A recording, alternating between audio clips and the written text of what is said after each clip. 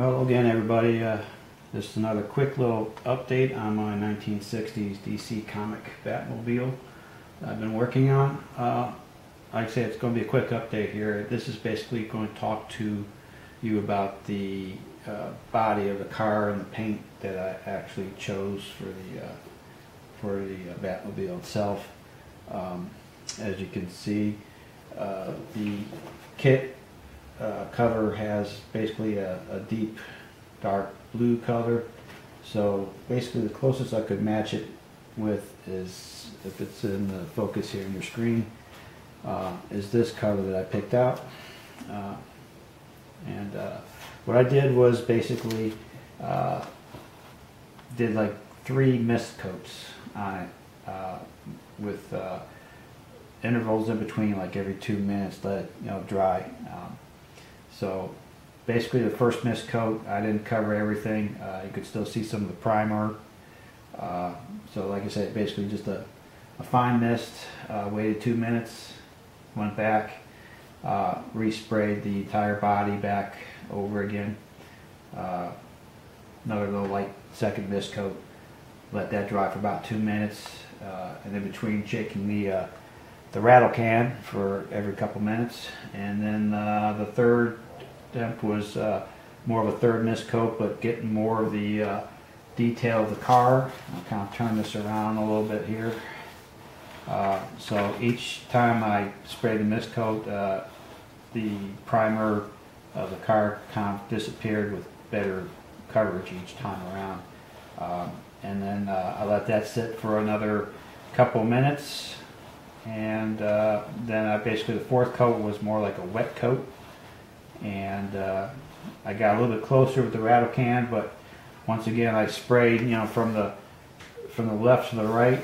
Make sure I started the spray not on the body of the car, but actually offset it for a little bit, sprayed it all the way across until I went past it, and just kept doing that at the same time, rotating the body around so I'm not sitting in one spot in case there's any drips or anything like that. I kind of went underneath, make sure that I got underneath the car as well, in case I missed any spots. But the actual, let's set this off to the side for right now. But what I actually ended up using was this Krylon Cover Master. It's a paint and primer, Cover Max. This one's called True Blue. It's a gloss. Basically, it says on the label, dries in 10 minutes, but I'll let it go a little bit longer than that. This I figured was a pretty good color, and like I said, I sprayed it at least 4 coats, 3 mist coats and 1 wet coat on that. And of course, I did the same thing with the hood of the car, 3 mist coats, and then a wet coat afterwards. So I don't know if you can actually see that or not, if it's in focus of the camera, but it came out pretty good. So I like it. This is actually, I did a lot of masking off. This is actually part of the dashboard. I noticed on the cover that this part that sits kind of up above the dashboard is actually part of the exterior of the car. It's where the bat beacon sits on between the 2 canopy lenses, and it's showing me that's a dark blue too. So I ended up actually masking the entire either side of the dashboards there, so that when I sprayed with the spray can, I wouldn't get anything on my already painted surface of my dashboard, because I painted that in a gloss black. So once again, I just took my time with it, and I sprayed it with 3 mist coats and a wet coat. I let it sit overnight, the body of the car. Gave it 24 hours, and then I came back, and I didn't want to mix up different types of brand names, so I actually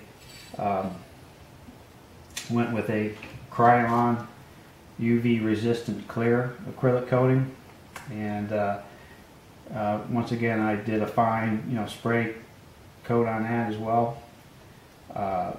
Just went over it and basically wait a few minutes each time, and sprayed it once again. So it's actually got 2 to 3 coats of the acrylic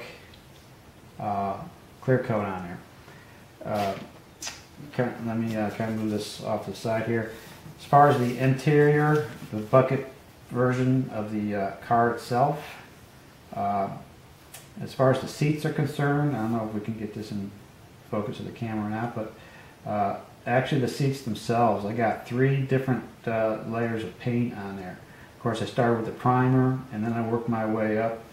Basically, I was using Tamiya products for this one here through my airbrush, and I used the like an flat ocean gray color for a base coat over the primer, and then I took some of this Tamiya. It's the X14, which is like a gloss sky blue color.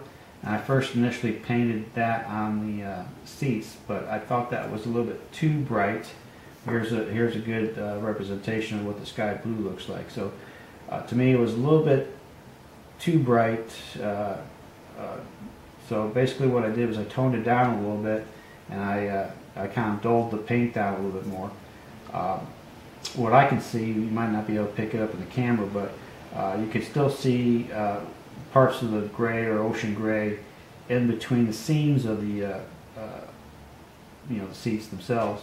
So it kind of makes it kind of like a worn, Batman and Robin getting in and out of their car all the time there. So it almost kind of looks like it's a little dusty, dirty in between the seams.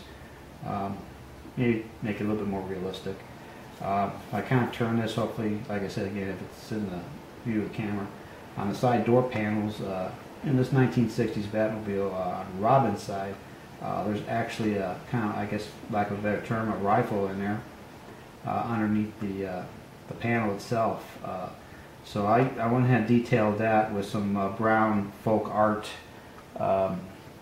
dark brown paint for the stock of the rifle.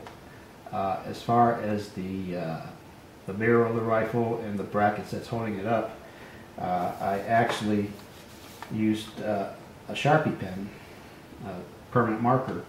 This actually is a Sharpie silver metallic that I picked up at Michael's to do the little touch-up work to make it look like a silver metallic accent to it. So there you go. And like I said, all this has been kind of airbrushed for the interior. And of course, there's the fire extinguisher. Same thing I did with the little silver bands on there. I used the marker on that.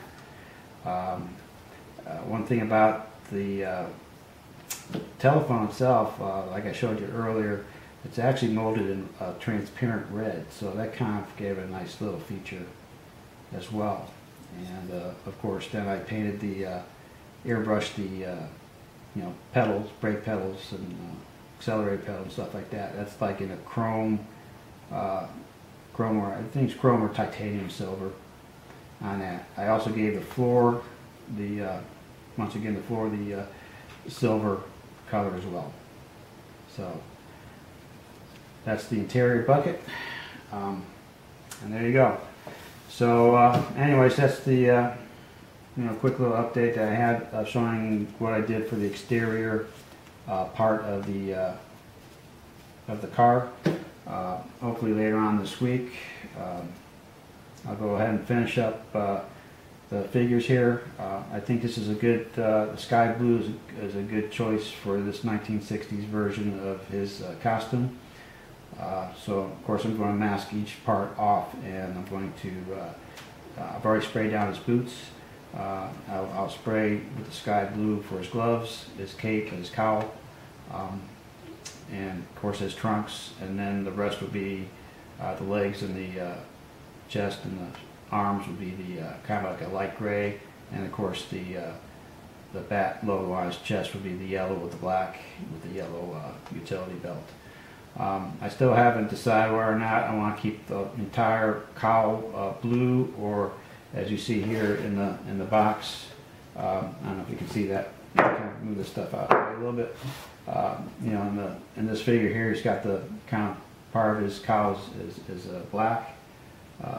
So that might be an idea. So we'll see. But anyways, that's it. I guess you consider this a part 3. And this is where we stand for right now. And next time I'll probably have the whole thing put together and we'll do a finale on it. So until then, thank you for watching, and we'll see you then. Bye.